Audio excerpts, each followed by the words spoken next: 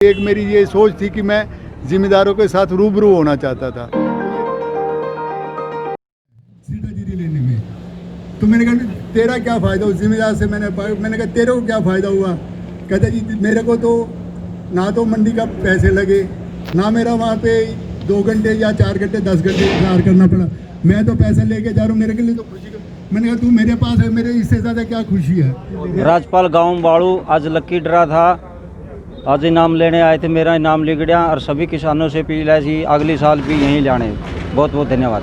Rate सही लगे आपका? रेट बहुत बढ़िया लगे जी। की पेमेंट की किसी कोई दिक्कत नहीं आई? कोई दिक्कत नहीं आई जी। रणधीर सिंह सरपंच प्रतिनिधि चंदाना। हमारे यहाँ लेखराज नरेंद्र कुमार मुगलानी द्वारा जो सेलर में एक व्यवस्था बनाई गई लक्की ड्रा की जमींदारों के लिए, ये बहुत अच्छी पहल है। और ये नीति हमारी सरकार की पॉलिसी के तहत हुई। हरियाणा सरकार ने अब सीधा जमींदार कहीं भी अपनी फसल डायरेक्ट किसी भी फर्म को बेच सकता है। उसी नीति के तहत नरेंद्र लेखराज मुगलानी जी द्वारा खरीद फरोख्त की गई थी और इस खरीद में नरेंद्र जी का बहुत अच्छा व्यवस्था थी। जमींदार सीधे अपने यहाँ मतलब फर्म को जीरी बेचते थे और रेट भी बहुत उचित और सही मिलता था। तोलने की व्यवस्था भी बहुत बढ़िया थी, जमींदार का टाइम भी कम लगता था और रेट भी बहुत बढ़िया अच्छा दिया। लेखराज नरेंद्र कुमार मिगलानी जी ने जो ये पहल की है ये बहुत ही सराहनीय है और ये हमने भी देखा, बहुत ही अच्छा लगा। इससे जमींदारों का भी मनोबल बढ़ता है। ये अगर आपको ज्ञान हो कि ये टिल्डा हमारे राइस मिल होती थी यहाँ पे समाना बाबू में, वो किसानों को फार्मिंग के लिए एक्सपोर्ट प्रमोट करते थे।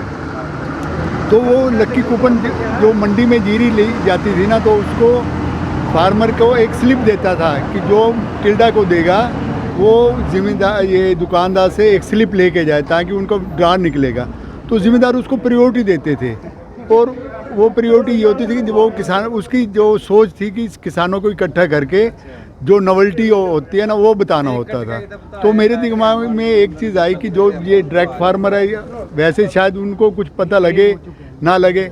एक मेरे दिमाग में क्योंकि मैंने टिल्डा के फंक्शन अटेंड करे हुए थे तो मेरे को ये था भाई इस तरह का एक फंक्शन होना चाहिए कि आज ज़िम्मेदार को नहीं पता कि क्या चीज़ है, एक बार खुद आएगा तो वो देखेगा तो अच्छा लगेगा। मैं पहले शुरू से ही लेखराज सुरेंद्र कुमार के नाम से फर्म में काम करता हूँ, तो मेरे को पता है कच्ची वालों का काम जो कच्ची मीन्स ये मंडी के आड़ती जो कच्ची वाले कहलाते हैं, तो मैं काम करता तो मेरा ज़िम्मेदारों के साथ सीधा वास्ता पड़ता था।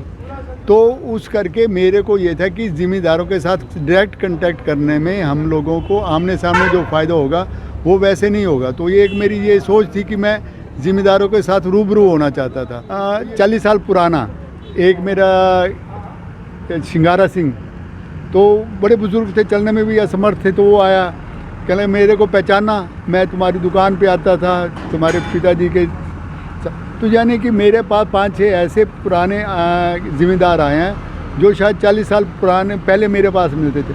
तो ये जो लक्की ड्रा है ये तो एक पब्लिसिटी, एक हर एक गाँव में एक जागृति पैदा करना कि भाई वहाँ पे ये चीज़ होती है। अगले की मर्ज़ी है जीरी लाए ना लाए, मगर उसको पता होना चाहिए और उसके हाथ में ऑप्शन होना चाहिए, वो मंडी में लाए या हमारे पास ले आए, उसके पास है। इसका ज़्यादा तो आप लोग किसानों से जो यहाँ से होके जा रहे हैं उनसे पूछेंगे तो वो ज़्यादा अच्छा है। मैं कहूँ कि उनको बहुत फ़ायदा है तो मैं उसका कोई फ़ायदा नहीं है। मेरे को यह है कि मेरे डायरेक्ट कंटेक्ट में आ रहे हैं, जो डायरेक्ट कंटेक्ट में होता है उसका बड़ा बेनिफिट होता है। ये हमेशा देखिए जब सीज़न का टाइम होगा, ये हमारा सीज़न जीरी का 4 महीने तक हो, तब तक हमें ये पहला साल था और हम हो सकता है कि इस चीज़ को प्रमोट करेंगे, कोई नई चीज़ें नॉवेल्टी ले आएंगे। देखिए बासमती के ऑलरेडी जो रेट है 4500 रुपये, ये काफ़ी रेट तेज़ी खुला है। इसकी हमारे को उम्मीद नहीं थी, हमारे को 3800 और 4000 के बीच में खुलने की उम्मीद थी। जो 4500 रेट खुला है तो इस चीज़ के बारे में हमारे को हमारी सोच से परे है। ये हो सकता है ये 5000 भी हो जाए, हो सकता है 4000 भी रह जाए। अभी तक कोई हमारे बड़े बायर जो हैं मोहदीप ग्रुप है, बाबागर ग्रुप है या 5-6 और अलचलान, अभी किसी का कोई कांटेक्ट नहीं हुआ बासमती का।